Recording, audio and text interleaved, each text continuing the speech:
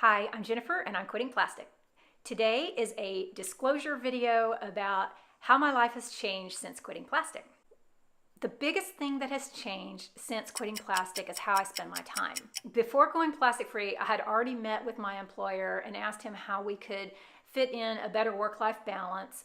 So we restructured my position to where I only have to go into the office 1 day a week and I get to work from home the rest of the time. I've also cut my hours from 55 a week to dramatically less.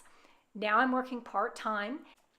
I volunteer and that takes a few hours a week. I have a husband that I like to spend time with and a dog that I walk twice a day and make her food. I have a lot of friendships that I want to maintain, so I try to book either a coffee, lunch, or dinner with friends once a week. I golf 9 holes once a week with my best friend, and I have a home that I maintain and a blog. I do stay pretty busy, but I will admit that I don't have any children living in my household right now, and that does make some of the things that I do a little easier.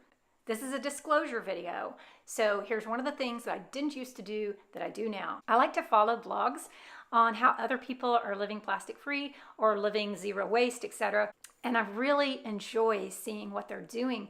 A lot of these people live in this magical land called California. I don't live in California. I wish I did. It's because they have these fabulous grocery stores where you can buy everything in bulk. That is fantastic. We do not have that where I live, and if you live in a flyover state in the United States, you probably don't either, unless you live in some other magical place like Austin, Texas, Asheville, North Carolina, Fayetteville, Arkansas, or the other places that I'm jealous of. I go to 4 different grocery stores and the farmers market every week. I do this so that I can buy produce that is not wrapped in plastic. Since the FDA ruled that organic produce needs to be labeled, plastic manufacturers are definitely capitalizing on this by pushing out needless plastic packaging onto organic food. Finding what I need is really, really difficult.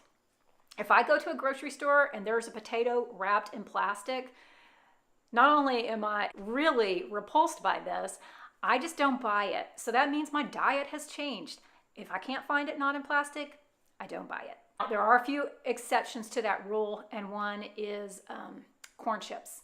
I cannot find corn chips that are not wrapped in plastic, and it's one of the things that my husband cannot live without. So I do have some exceptions to my rule, and this is full disclosure. So there is a little bit of plastic coming into my house. I have made up this game that I call Plastic Penance, and I play that every week, and that is how I level out how much plastic comes into my home. With all the bulk buying and trying to figure out ways to avoid plastic, I'm spending a ton of time in the kitchen. I have even set up an area in my kitchen which I call fermentation station. I am making kombucha, yogurt, vinegar, you name it. If it can be fermented, it's being done in my kitchen.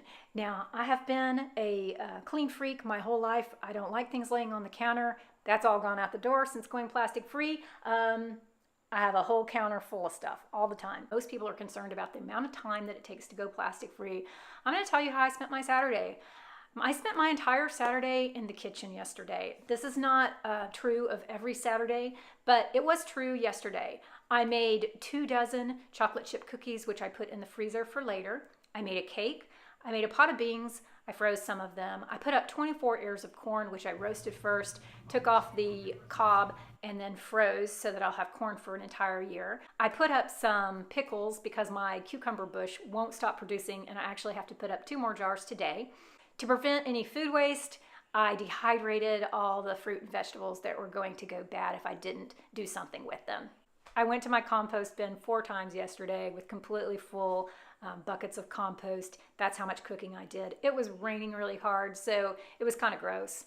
By the end of the day, cooking 2 meals and putting all that food away, I was kind of tired, so I had a glass of wine.